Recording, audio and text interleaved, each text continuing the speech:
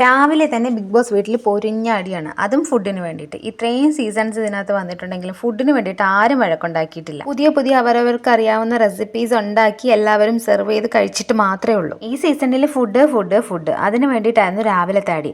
അടിക്കിടയിലാണ് അക്ബർ അനുവിൻ്റെ അച്ഛനെ വിളിച്ചത്. അക്ബർ വളരെ രഹസ്യമായിട്ട് ചുണ്ടനയ്ക്ക് വിളിച്ചത് പക്ഷേ അനീഷ് കണ്ടു കേട്ടോ.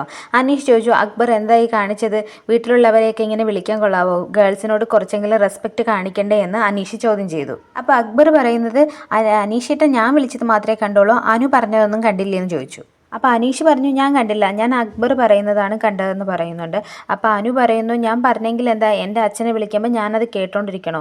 അച്ഛനെ വിളിക്കുന്ന കേട്ടോണ്ട് പോവാനല്ല ഞാൻ ഇവിടേക്ക് വന്നത്, എൻ്റെ അച്ഛനെ വിളിച്ചാൽ ഞാനും തിരിച്ചു വിളിക്കുമെന്ന് അനുവും പറയുന്നുണ്ട് കേട്ടോ. അപ്പോൾ അനീഷ് പറയുന്നു, ഇത് ഒട്ടും ശരിയല്ല അക്ബർ, അക്ബർ അനുവിനോട് സോറി പറയണം, അക്ബർ ഇങ്ങനെ കാണിച്ചത് ഒട്ടും ശരിയല്ല എന്ന് പറയുന്നുണ്ട്. അക്ബർ പറയുന്നത്, അനു എന്നോട് ആദ്യം സോറി പറയട്ടെ, അപ്പോൾ ഞാൻ തിരിച്ചു പറയാമെന്നാണ് അക്ബർ പറയുന്നത്.